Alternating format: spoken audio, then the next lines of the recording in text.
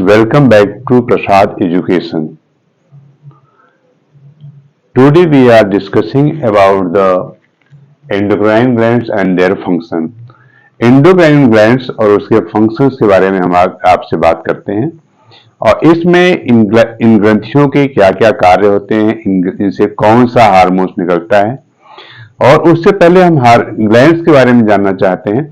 तो ग्लैंड्स हमारे शरीर में कुछ ऐसे अंग होते हैं जो कि पाए जाते हैं और उन अंगों से कुछ खास तौर से जो रसायन निकलते हैं वो रसायन हमारी डेली प्रतिक्रिया को, रोज होने वाले कार्यक्रमों को, शरीर में होने वाले परिवर्तन को जागरूक करते हैं और हमें होने वाली घटनाओं से रूबरू कराते हैं। तो इनके बारे में हम आज आपसे बात करते हैं। तो इसमें सबसे पहले हमने लिखा हुआ है endocrine glands and their function.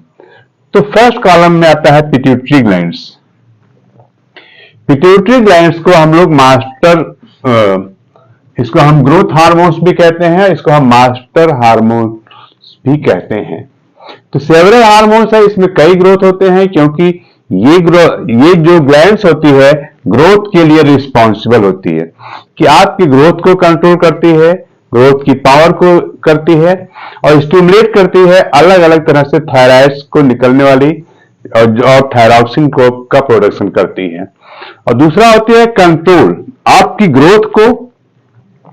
Growth में लेंथ वाइज, वेट वाइज इसमें डेवलप करने का काम करती है आपकी pituitary glands and control the activity of other endocrine glands, और दूसरे एंडोक्राइन ग्लैंड्स का भी एक्टिविटीज को कंट्रोल करती है। इसीलिए इसको हम लोग मास्टर ग्लैंड के नाम से भी जानते हैं। दूसरा आता है थायराइड ग्लैंड्स। थायराइड ग्लैंड्स जो होती है इससे थायरॉक्सिन नाम का हार्मोन निकलता है। Stimulate the respiration and growth rate, आदमी के अंदर श्वसन क्रिया को और उसके अंदर होने वाले जो डेवलपमेंट होते हैं, बॉडी डेवलपमेंट की, बॉडी की ग्रोथ होती है, उसको कंट्रोल करने का काम होता है। अगर इसमें इसकी कमी हो जाए, lack of thyroxine cause the goitre, अगर इसकी कमी हो जाती है शरीर के अंदर तो उससे ग्वाइटर नाम की बीमारी होती है। अब ग्वाइटर एक तरह की बीमारी होती है जिसमें आपके गले में एक तरह से खास स्वेलिंग हो जाती है और नसें कुछ ब्लॉकेज हो जाती है। कभी कभी ये बीमारी पैर में भी होती है और हमारी एक अलग अलग ज्वाइंट्स में भी हो सकती है। यह कमी जो होती है आयोडीन की कमी से होती है। इसको पूरा करने के लिए हमें आयोडीन युक्त नमक या आयोडीन संबंधित दवाइयों का प्रयोग करना चाहिए, जो कि डॉक्टर के सुपरविजन में ही किया जाना चाहिए, तो अच्छा होता है। नंबर 3 पे आता है एड्रेनल ग्लैंड्स। इससे निकलने वाले हार्मोन्स का नाम होता है एड्रेनलिन और ये मेंटेन करता है बॉडी के अंदर amount of salt in our blood stream. क्या कंट्रोल करता है?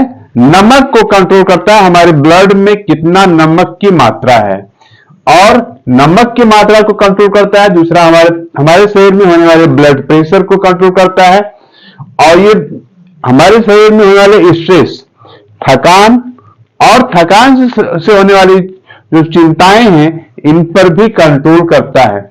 इसलिए और ये हमारी बॉडी को अलग अलग समय पे अलग अलग तरह के सिग्नल प्रोड्यूस करता है, इसलिए इसको हम लोग अलार्म रिएक्शंस भी कहते हैं।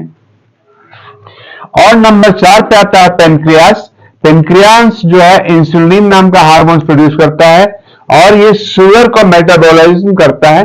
मेटाबॉलिज्म में 2 तरह की क्रियाएं होती हैं, एक होता है कंस्ट्रक्टिव, एक होता है डिस्ट्रक्टिव, और इस तरह से ये कंट्रोल करता है। अगर किसी के शरीर में इंसुलिन की कमी हो जाती है तो उस तरह के लोगों को शुगर नाम की बीमारी होती है, इसको हम लोग डायबिटीज कहते हैं। और ये डायबिटीज होने का मतलब, अगर एक डायबिटीज अगर अकेली होती है तो ये कम से कम 10 बीमारियों के बराबर होती है, क्योंकि इसमें जो होता है कोई भी बीमारी हो इसमें ठीक होने में बहुत लंबा समय लगता है, क्योंकि इससे हमारे शरीर का मेटाबॉलिज्म रिएक्शंस जो होते हैं बहुत स्लो हो जाते हैं और हमारी बॉडी की एक्टिविटीज बहुत स्लो हो जाती हैं। तो in this way we complete this things. If you like this information then please like, subscribe and share to your friends and they will be benefited for that. Thank you.